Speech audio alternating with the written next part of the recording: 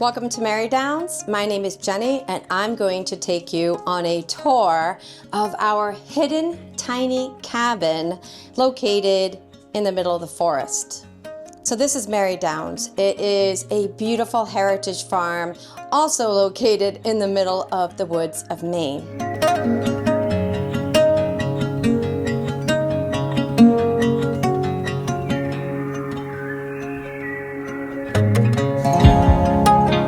About the cabin. The cabin is only about 5 years old.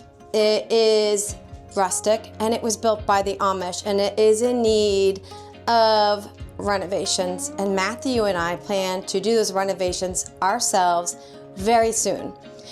But first we wanted to show you what the cabin looks like now so you can see the before and then you can follow our progress as we work to renovate it. I'm really excited about this because it has the potential to be such a very special place. It does need a name, so be sure to write in the comments if you come up with a really cute name for it. But yes, let's get going. We have a big storm forecasted for tomorrow, so I want to make sure that we are able to video this.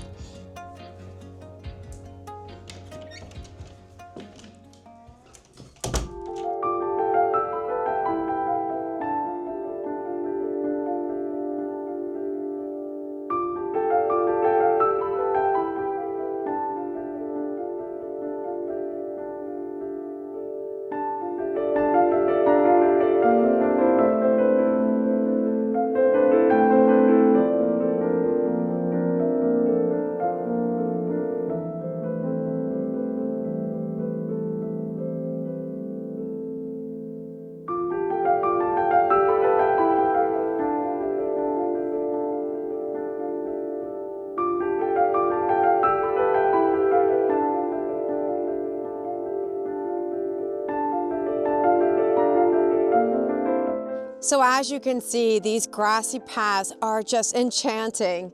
They lead from the old farmhouse down to our rustic tiny cabin, and it really is like something out of a fairy tale. So now we come to the majestic pond in the middle of the forest.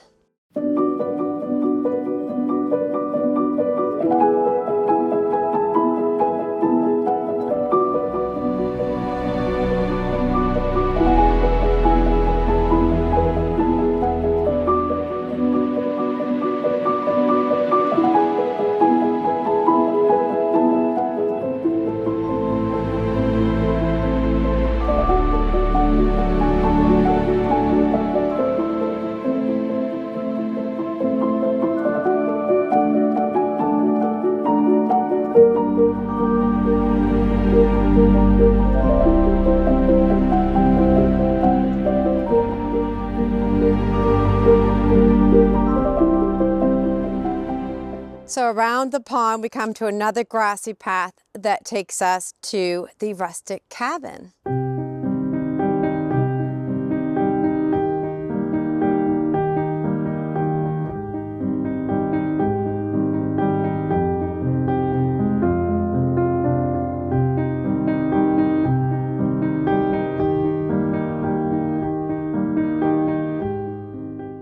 So as you can see, there are quite a few little bridges here. They all need renovation work, which is on our list of things to do.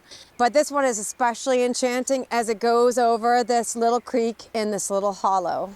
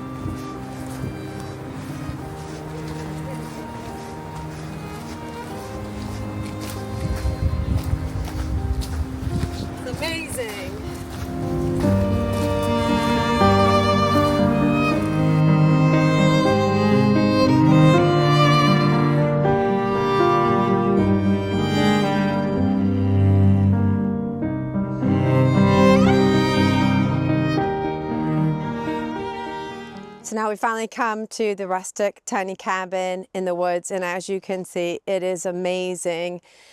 It is so peaceful and quiet, and you are absolutely surrounded by trees and grassy woodland and a ton of wildlife. But we have some siding issues that we need to address.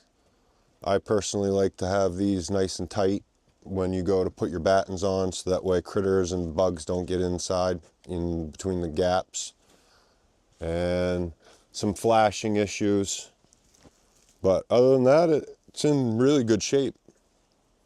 There's a small little wood shed, which to me, it kind of intrudes on where you would be able to have a driveway or your parking or things like that. So I'd like to relocate this in a different location, still have quick and easy access. This would be our outhouse. It's very finely made. Where it came from and who built it, I couldn't tell you. It does look like a nice Amish built design, and it's trimmed out pretty nice. This door does need some addressing. It doesn't have any latches, and it's a little warped, a little funky, so we have some blocks to hold it shut for now, but not a big deal. So it's not just your typical outhouse. It's not a hole dug in the ground. So we didn't do this. This came like this, and yeah, here you go. So this is what we have here, is a compostable toilet, which I don't know how it works, and I don't think that we're going to be keeping this here. We want to keep it simple and more efficient. But yeah, that's the plan for that. Clean it all up. This is what originally was the concept, to cover these in battens, but we have giant gaps that we need to take each board, shift them over so we seal up the gaps. We'll probably have to add a few boards on the end, and then we'll use probably 3-inch battens, which would be the same boards and not this live edge slab wood. Then we have gutters to install. There's some delamination in this one section of the roofing, but other than that, that's not too bad at all. And we have this wonderful deck. So this deck needs reinforcing every at least 2 feet, and once we've reinforced this, we may be able to expand it and add to it. So Jenny was thinking if we added maybe a few more feet this way, we could also take and bring this around to the front or to the back side a little bit, but most likely to the front here. We'll have got some groundwork to do and clear this out, but then you could bring it all the way down the front, you know, come out maybe 6 to 8 feet. And that'd be a nice little wraparound porch. Maybe extend the top here so you have a little more sunshade, and any water would keep it away from the building, which is really good. But we've got a little doggy door. That's gonna go. So we'll get rid of that. We'll seal that hole off, insulate it, and we have a nice big picture window so you can sit here and look out. Once we do some landscaping, you can see some more through these trees, but it's quite open in here, and there's a lot of wildlife that comes around. Oh, yeah, so that's the board. That goes there. Let's see if it goes, you go tighter, then you get this much of a gap, so then you keep moving them over and over and over, you're gonna have enough to add an extra board. No window here, just a pretty Christmas wreath, that's all. So behind me is this, I don't know, I wouldn't call it a cliff, I'd call it a hill or a mound. Cabin is underneath the hill, so hey, maybe there's an idea. We call this Underhill. It's pretty cool though, it's all ledge. And we have some extra granite slabs here for steps, which have been neatly cut. They have nice fine edges. Quite important. It doesn't have the typical drill holes. We can use those for our steps for our porch. As far as power goes, there is no power here. There is access to power up the road a bit on the other side of Underhill. But as of right now, we want to keep it simple and be off-grid, no electric. That's why I brought down the generator, just so that way we can do our work. And maybe we can set up some sort of solar here, with some batteries, because again, we stay off grid, awesome, and keep all of our electric and things like that really low. So we would want to use, maybe start using like oil lamps. We're going to heat it with a wood stove. Oh, water, yes. So that's the electric. Now the water is over here. So there's, again, you would need electric for a water pump. So instead of having a water pump to keep yourself, again, off grid, we have this. So this well was drilled, but it is what we would call an artesian well, where there's so much water here, even though we've been through a severe drought, it still has so much water that it's actually pumping up out of the ground, which trickles off into the pond over there, which I'll show you in a second, but it has very nice water. You just really have to use some elbow grease. And so this runs year round. It doesn't freeze. So as soon as I stop pumping, it's going to drain back down into the well, and any extra that comes off goes that way. A Bison pump, hand pump.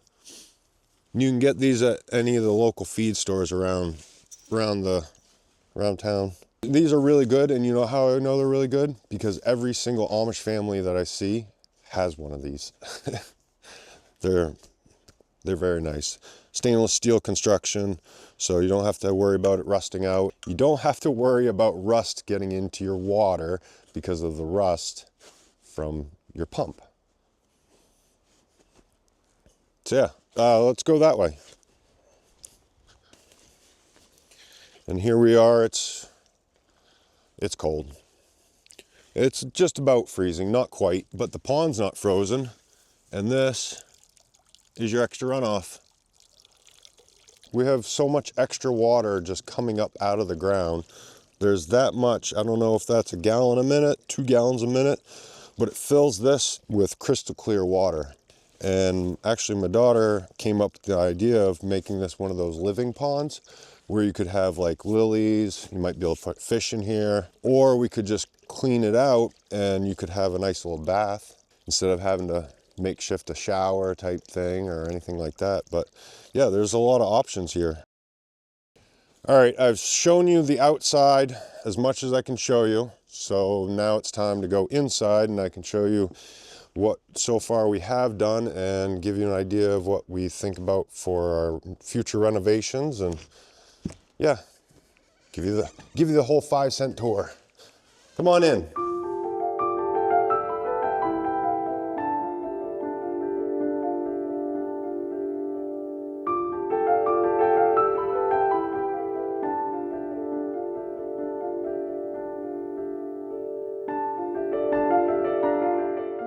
So welcome to our humble abode. This is where our wood stove was, but the issue here is this piping goes through the roof. So we're gonna have to fix that, because I think that's gonna have to come out, and we'll have to readdress that whole thing, because here's the door and it hits it every time. So I was thinking that we could remove our stovepipe, and this could be our kitchen nook where we would have our sink, because over here we have a sink. Well, this sink obviously doesn't have plumbing, so we need to bring in water by hand, but it does have a drain, and the drain comes down and it goes out the wall, and then it goes across the back side and then across the front underneath the porch out over that way. So you have basically your sink water, or like you wash your hands, that would all drain out there. Kind of doesn't make sense to me. If you had your sink over here, it would just drain straight out and not have to go out and around Uncle Johnny's barn. So that's a thought. But then the rest looks like it's basically a stucco, so we're gonna have to sand all that down, try and get this somewhat smooth, re-skim coat it, fill in all of our holes, all of our cracks. This building is insulated top to bottom. Then we have, like I said, the addition, which would be our bedroom, the bedroom, which is, it's good size in here. It's really nice. This is real hardwood flooring, where that is that not really fake flooring, but it's snap lock flooring. So it looks like wood. This stuff is actually pretty thick. You see, it's actually hardwood flooring. Kind of snap lock, but it's thick. It's nice and thick and rugged, which is nice. And it has a nice finish to it. I really enjoy this, the look of this. Other issue, and the other thing that we haven't decided on, I have a couple ideas, is I'd like to take this wall out and put right here one of those railings, so you could put 2 barn doors and you could slide them open, or pocket doors that slide back and forth. I think that would be really neat too. So it's all nice V-notch pine. The windows need to be trimmed out. This would be our bed platform. This is where we put a mattress.